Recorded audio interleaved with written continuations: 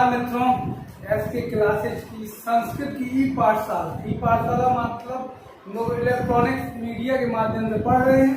इस वजह से मैं इलेक्ट्रॉनिक मीडिया से आपसे रूबरू हो रहा हूँ, सामने हूँ, इसलिए इसमें मैं आपका अभिनंदन और वंदन करता हूँ। देखिए, हमने प्रत्याहार को उठाया था। प्रत्याहार बनता कैसे है, प्रत्याहार को कौन कौन से प्रत्याहार वर्ण होते हैं और प्रत्याहार में कैसे हम प्रत्याहार को खोल लेते हैं और कैसे वर्णों को सिकोड़कर प्रत्याहार बना लेते हैं, इसके बारे में मैंने आपको बताया था पिछली क्लास में। अब मैं बताऊंगा कि आखिरकार इन प्रत्याहारों से कैसे कैसे क्वेश्चन आपके पेपर में बन सकते हैं, कहाँ से क्वेश्चन पुट अप होगा। क्योंकि देखिए, संस्कृत पढ़ना मैं मानता हूँ कि सबके लिए जरूरी हो। मैं खुद एक मैथ का बंदा हूँ, लेकिन मुझे संस्कृत पढ़ने में इंटरेस्ट है और पढ़ाने में इंटरेस्ट है। संस्कृत क्योंकि हमारी संस्कृति है, और संस्कृति को जानना जैसे हमारे ताजमहल को बचाना जरूरी है, जैसे हमारी पुरानी धरोहरों को बचाना जरूरी है, वैसे हमारी संस्कृत को भी बचाना जरूरी है। संस्कृत भाषा को बचाना जरूरी है, इसलिए सबको संस्कृत जानना ही चाहिए, थोड़ी बहुत तो जानना ही चाहिए। तो जो लोग संस्कृत के स्टूडेंट हैं उनके लिए तो पेपर में 30 में 30 नंबर मिलने हैं। जो स्टूडेंट नहीं है वो ये समझ लीजिए कि हमारे पुरखों की आवाज़ जो आप लोग पितरदान करते हैं, उसमें आपकी आवाज़ कैसे पुरखों तक पहुंचानी है, उसके लिए आपको संस्कृत जानना आवश्यक हो जाता है। तो देखिए, दोनों तरीके से ये मान लीजिए कि अगर आप शादी विवाह में बैठे हैं तो पंडित जी आपके मंत्र सही पढ़ रहे हैं कि नहीं पढ़ रहे हैं, ये जानना जरूरी है। कहीं उल्टे मंत्र तो नहीं पढ़ रहे पंडित जी। अगर उल्टे मंत्र पढ़ लिए तो पता चले आपका शादी संबंध आजकल टूट जाता है। आजकल पंडित जी को आदि संस्कृत आती है, वो उल्टे मंत्र पढ़ देते हैं, पता चलता है बाद में तलाक होता रहता है। तो आप कम से कम इतना तो जान लें कि आपके संस्कृत में जो बोल रहे हैं वो संस्कृत में ही बोल रहे हैं, कुछ और बोल रहे हैं। तो इसलिए भी संस्कृत पढ़ना जरूरी है। तो संस्कृत की पहली ही धरोहर न्यू पे हम बात कर रहे थे कि पाणिनि महोदय ने क्या लिखे हैं, सूत्र। और सूत्र का मतलब क्या होता है, संक्षेप। और संक्षेप करने के लिए उन्हें जरूरत थी कि वर्णों को भी कैसे किया जाए संक्षेप। जैसे उन्होंने आ से लेकर का तक के वर्णों के बारे में बोला था, जैसे हर्ष स्वर बोलना था, तो वो क्या कहते कि आ यू कहते। उन्होंने कहा भैया हम वो बोला अक, और आप समझ जाओ कि अक का मतलब क्या है। आ है, ई है, ऊ है और आपका री है और लिरी है। ये वर्ण आपके इसके अंतर्गत आएंगे ही आएंगे। अब पाणिनि महोदय ने शॉर्टेशन करने के लिए क्या बनाया था, मैंने बताया था क्या बनाया, प्रत्याहार। उन प्रत्याहारों को कैसे बनाना था, तो बताया था मैंने कि अंतिम एक संज्ञक वर्ण, अंतिम एक संज्ञक जो सूत्र के बाद में अंत में हलंत वाले लिखे हुए हैं, ये संज्ञक हैं। और इन संज्ञकों के साथ पहले का कोई भी वर्ण मिल जाएगा तो क्या बन जाएगा आपका प्रत्याहार। पहले का यानी आदि वर्ण कुछ भी हो सकता है। आ ई उ री लिरी ए ओ आय औ हा या वा रा ला या मा आ, मतलब अंतिम एक संज्ञक को छोड़कर कोई भी वर्ण होगा वो क्या कहलाएगा, आपका आदि वर्ण कहलाएगा। अब मैंने इसके बाद आपको ये भी बताया था कि अक प्रत्याहार के अंतर्गत कौन से वर्ण आते हैं, आपके ह्रस्व वर्ण। अब आपसे मान लीजिए क्वेश्चन ऐसे पूछ दिया, उन्होंने कहा अच्छा ये बताओ कि भैया कौन सा ऐसा प्रत्याहार है जिसके अंतर्गत आपके दीर्घ वर्ण आते हैं। तो आप क्या बता देंगे, दीर्घ वर्ण कहाँ से चालू होंगे, यहाँ से लेकर यहाँ। यानी दीर्घ स्वर अगर बात करेंगे तो ए से लेकर और चा तक चालू होंगे। आपका क्या बन जाएगा, आपका एच प्रत्याहार। तो आप बता देंगे कि एच के अंतर्गत हमारे कौन कौन से वर्ण आएंगे, हमारे दीर्घ स्वर सारे आ जाएंगे। तो क्वेश्चन आपके ऐसे ही पूछे जाएंगे, कभी ऐसे नहीं पूछा जाएगा। अब जैसे उन्होंने कहा, आपने एक वर्ण सुने होंगे यारा लावा, यारा ला, ये 4 वर्ण सुने होंगे आपने। ये यारा लावा हिंदी में आपने पढ़ा होगा, और नहीं पढ़ा तो मैं बता देता हूँ। इन वर्णों को क्या कहा जाता है, अंत्यस्थ वर्ण। क्या कहा जाता है, अंत्यस्थ। अब आपके पेपर में क्वेश्चन पूछा जाए कि अंत्यस्थ वर्ण किस प्रत्याहार के अंतर्गत आते हैं, आपको कुछ नहीं पता, आपको महेश्वर सूत्र भर याद है, आपने उठाया, देखा कि या वा ला कहाँ मिल रहे हैं, तो आपको मिलेगा या वा ला। संस्कृत में या वा ला यही आपके अंत्यस्थ वर्ण है। कहाँ मिल रहे हैं, कहाँ से स्टार्ट हो रहा है, आ से स्टार्ट हो रहा है क्या, नहीं, कहाँ से चालू हो रहा है, यहाँ से चालू होकर कहाँ खत्म हो रहा है, रा। या भी आ गया इसमें, बा भी आ गया, रा भी आ गया और ला भी। ये चारों अंत्यस्थ व्यंजन आ गए। अगर ये चारों अंत्यस्थ व्यंजन आ जाए तो पूछेगा किस प्रत्याहार के अंतर्गत आएंगे, तो आप बता देंगे कि किस प्रत्याहार के अंतर्गत आएंगे, आपके यण प्रत्याहार के अंतर्गत ये सारे आपके व्यंजन आ जाएंगे। सिंपल सा मैं आपको बता रहा हूँ, कुछ भी आपको संस्कृत याद नहीं करनी है। यण प्रत्याहार के अंतर्गत ये आता है, आपको केवल महेश्वर सूत्र याद करना है, बाकी मैं आपको पूरा करके दूंगा। अब आपसे आगे बढ़ते हैं हम लोग। ये आप देख रहे हैं, ये अब आपसे पूछा जाए, आप देख रहे हो यहाँ कौन सा है, क्या आ जाएगा, अंतिम पंचम वर्ण, दिमा अभावा का अंतिम वर्ण, आपके पंचम वर्ण, ये सारे क्या है आपके पंचम। अब आपसे पेपर में पूछा जाता है कि किस प्रत्याहार के अंतर्गत वर्गों के पंचमा अक्षर आते हैं, तो ये कहाँ से चालू होगा, यहाँ पे है, यहाँ पे चालू हुआ और अंतिम मिलके किससे बनेगा, माँ से। अंतिम के अंत में क्या चाहिए हमें, इस संख्या। अगर आपसे कहा जाए, एक चीज मैं आपको बता दूं कि अगर यहाँ से लेकर अगर हम इसको ना पे खत्म कर दो, ये हमारा प्रत्याहार नहीं। प्रत्याहार में अंत में आपका इस संज्ञक वर्ण आना ही आना चाहिए। अगर अंत में इस संज्ञक वर्ण नहीं लिखा हुआ है, इस संज्ञक कोई भी आ सकता है, णा का, इंगा, चा, टा, णा, मा, ञ, सा, सा, बा, या, दा, ला, कोई भी संज्ञक आए, लेकिन अंत में क्या आना चाहिए आपका, इस संज्ञक। अगर अंत में इस संज्ञक नहीं आएगा तो इसका मतलब है कि वो प्रत्याहार नहीं। ठीक है, तो हमारा जी पंचम अक्षर कहाँ से स्टार्ट किया, मा, इंगा, णा, ना और मा।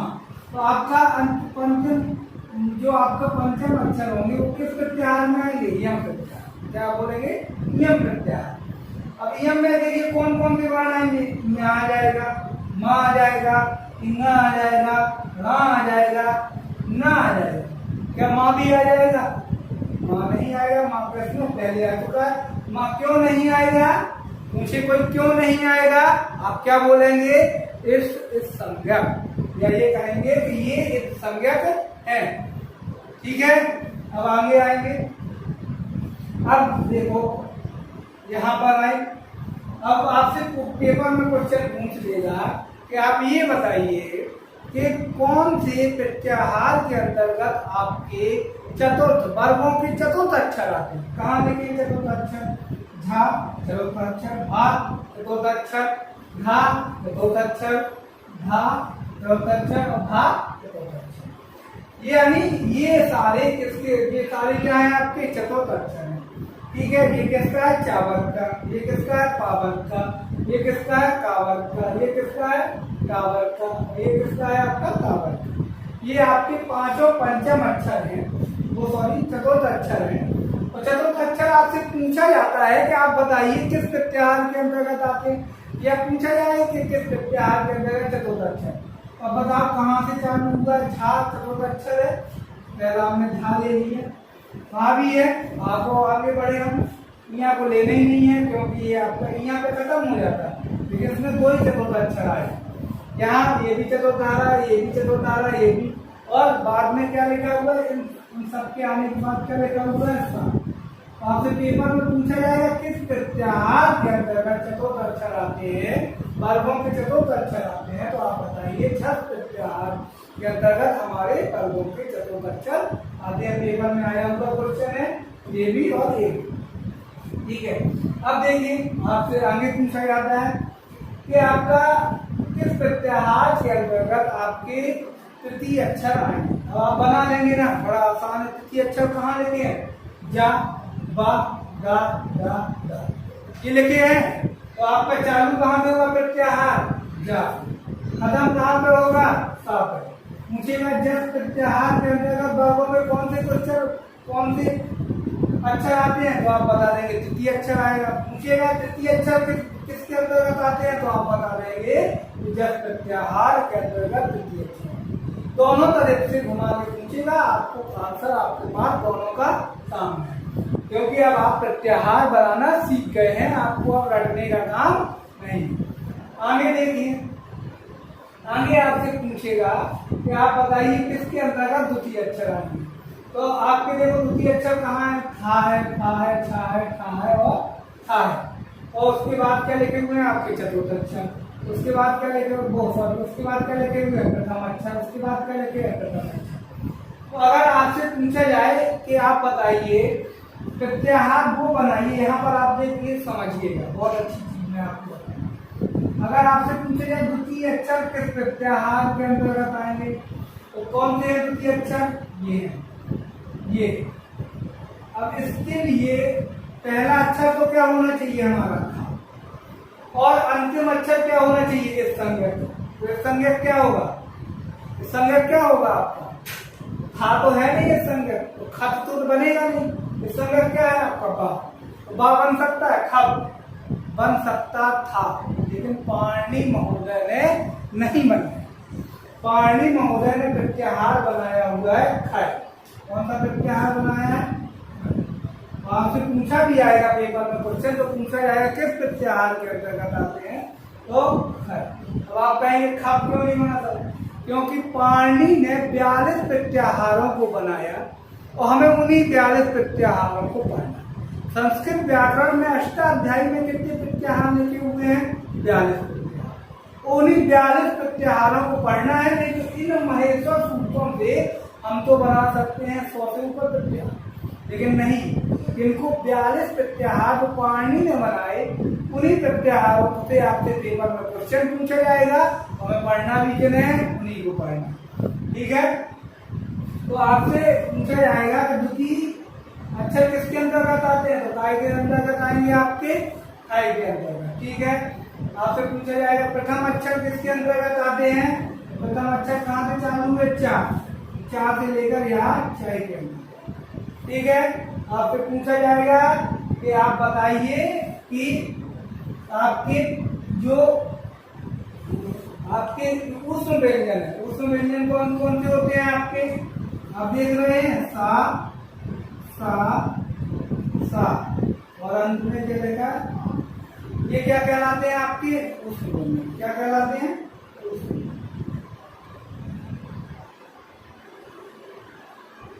ये आपके क्या कहलाते हैं, ऊष्म व्यंजन। तो आपसे पूछा जाएगा कि ऊष्म व्यंजन किस प्रत्याहार के अंतर्गत आते हैं, कई बार पेपर में पूछा गया क्वेश्चन है।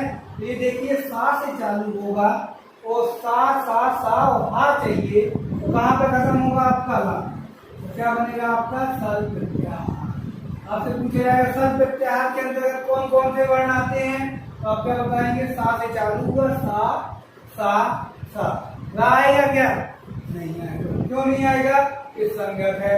उसके बाद क्या, हा, तो आपका सल प्रत्याहार के अंतर्गत कौन से वर्ण आएंगे, आपके ऊष्म व्यंजन। इस तरीके से आपसे पेपर में पूछे हुए क्वेश्चन है जो, उनके बारे में मैं आपसे बातचीत कर रहा था। देखिए संस्कृत पढ़ना बड़ा आसान था, मैं आपकी आगे से रेगुलर क्लास लूँगा, एक दिन छोड़ के एक दिन आपको मेरा वीडियो प्रोवाइड होता रहेगा।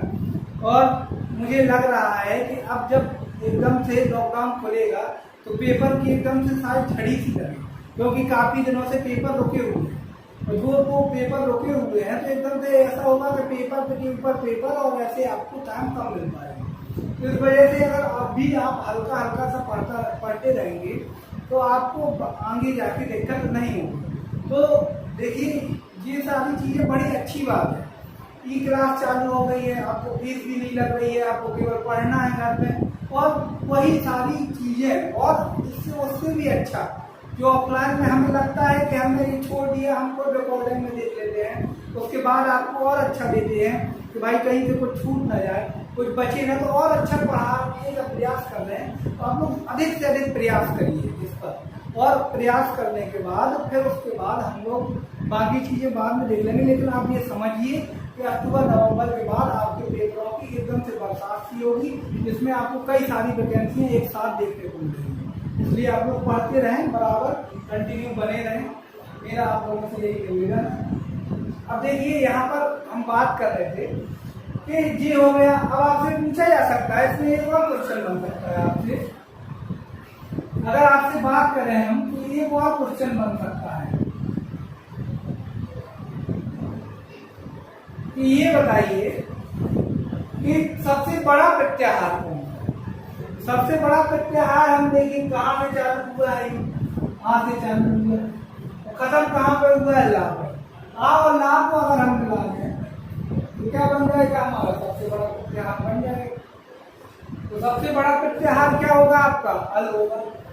आपसे पूछा जा सकता है कि सबसे छोटा प्रत्याहार कौन है। तो सबसे छोटा प्रत्याहार आपके ये है, आपका एक तो बनता है एन प्रत्याहार, एक बनता है आपका एच। इन दोनों में आपके कितने मान आएंगे, आपके ए और ओ। इसमें कौन से आएंगे, आपके आई और। ठीक है, तो आपका सबसे छोटा प्रत्याहार क्या बनेगा, आपका एम या एच। सबसे बड़ा प्रत्याहार क्या बनेगा, अल। क्या बनेगा, मेरी बात से समझ। कुछ लोगों के माइंड में ये चल रहा होगा कि सर हम रण बना दे प्रत्याहार, ये भी तो छोटा है। तुम्हारे बनाने से क्या होता है भैया, कि हमारे पाणी बब्बा नहीं बना रहे, उन्होंने 42 प्रत्याहार दिए, उन्हीं को हमें पढ़ना है। तो तुम 100 भी बना दो तो वो तुम्हारा बेकार है। पढ़ना कितने हमें, 42। 42 में कुछ प्रत्याहार उन्होंने बनाया ही नहीं, तो ये कहाँ से छोटा हो जाएगा। उन 42 प्रत्याहारों में सबसे छोटा प्रत्याहार क्या है, हमारा एम और एच। ठीक है, तुम्हारी संस्कृत नहीं पढ़ना है किसी को, तुम्हें जो पढ़ाया है, उन्होंने बताया है उसको पढ़ना। तो सबसे छोटा प्रत्याहार आएगा तो क्या आएगा, एम। सबसे बड़ा प्रत्याहार आएगा तो क्या बताएंगे आप, अल। दो है सबसे छोटे प्रत्याहार, एक एम है और एक एच है। दोनों में कितने कितने वर्ण है आपके, दो दो वर्ण।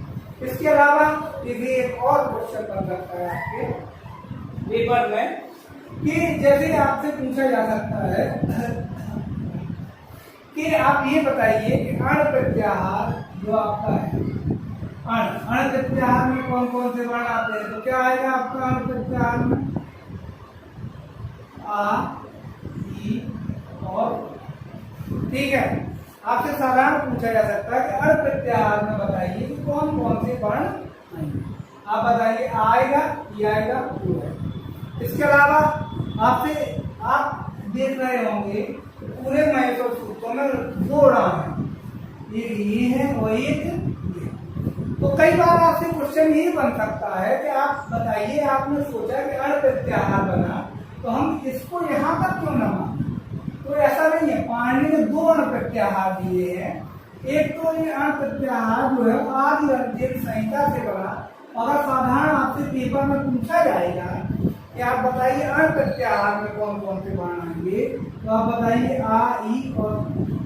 एक सूत्र दिया पाणिनि ने दूसरा अण प्रत्याहार बनाने के लिए, अणु दिस सवर्णस्य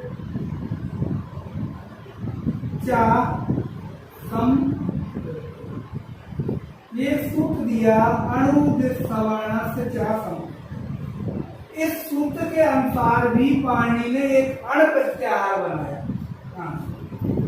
तो अगर आपसे पेपर में पूछा जाएगा कि अण प्रत्याहार के अंतर्गत कौन कौन से वर्ण आते हैं, मेरी बात फिर से सुनिएगा, तो आप बताइए आ, ई और उ। अगर आपसे पूछा जाए अणु दिस सवर्णस्य चा सम प्रत्यय के सूत्र के अनुसार अण प्रत्याहार में कौन कौन से वर्ण आते हैं, तब आप बताइए आ, ई, उ, री, री, ए, ओ, आई, औ, हा, या, वा, रा, ला।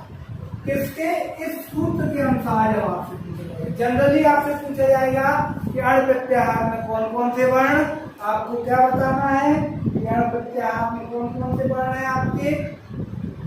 अण प्रत्याहार में आपसे जनरली पूछा जाएगा कि अण प्रत्याहार में कौन कौन से वर्ण आते हैं, आप बताएंगे आ, ई और उ।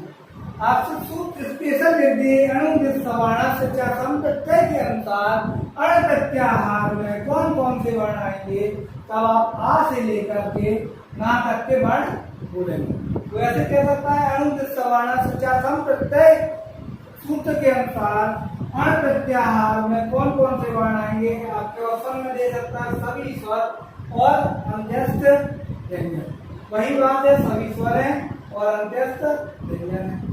ठीक है, या वर्णों को लिख देगा। तो किसी भी तरीके से आपको घुमाए, आपको घूमना नहीं है। इस सूत्र के अनुसार पूछेगा अण प्रत्याहार में, तो आ से लेकर आ तक जनरली कुछ नहीं लिखा अण में, तो आप क्या लिखेंगे आ ई और उ।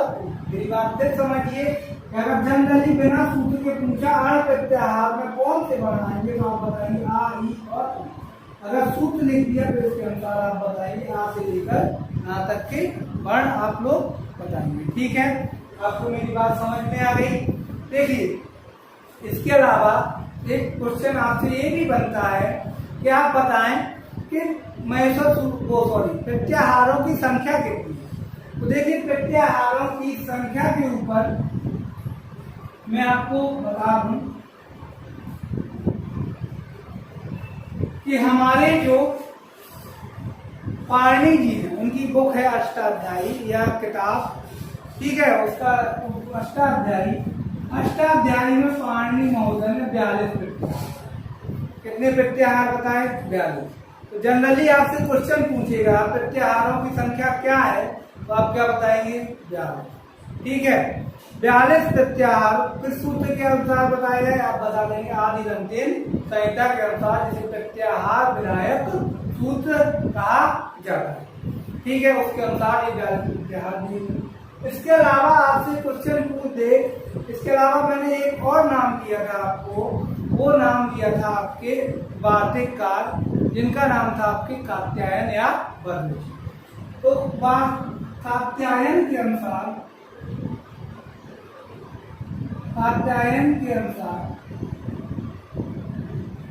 प्रत्याहारों की संख्या कितनी है आपके 4। तो अगर आपसे जनरली पूछेगा कि प्रत्याहारों की संख्या कितनी है, तो आप बताएंगे 42। जब पूछे कात्यायन के अनुसार कौन सी कितनी है, तब आप बताएंगे 44। ठीक है, तो आपको जनरली आपको याद रखना है कितना है आपके 42, और कात्यायन के अनुसार कितना है 44। कात्यायन ने कौन सी किताब लिखी थी, कात्यायन ने लिखी थी आपके बोलिए वार्तिक। क्या लिखा था, वार्तिक। तो कात्यायन की अनुसार 44, आपकी 43वां है आपका प्रत्याहार, और 44 में है आपका यम। तो आपकी 43 44 में 2 प्रत्याहार और दिए हैं, बाकी 42 प्रत्याहार दिए हुए हैं। 42 प्रत्याहार में आपको, अगर आपको चाहते तो मैं टेलीग्राम में 42 प्रत्याहारों को भी आपके दे दूंगा। और आपकी क्लास इसी के साथ मैं समाप्त करना चाहता हूँ। तो मेरा आपसे आग्रह है कि आप लोग देखिए, पढ़ते रहें, क्योंकि आप लोगों को अगर एम बनाया है आपने, उन्हें टीचर बनना है, तो टीचर बनने के लिए आपको पढ़ना ही है। तो पढ़ना ही है, तो आज नहीं तो कल पढ़ना है, तो कल क्यों, आज ही पढ़ना स्टार्ट करिए, लगातार पढ़ते रहिए।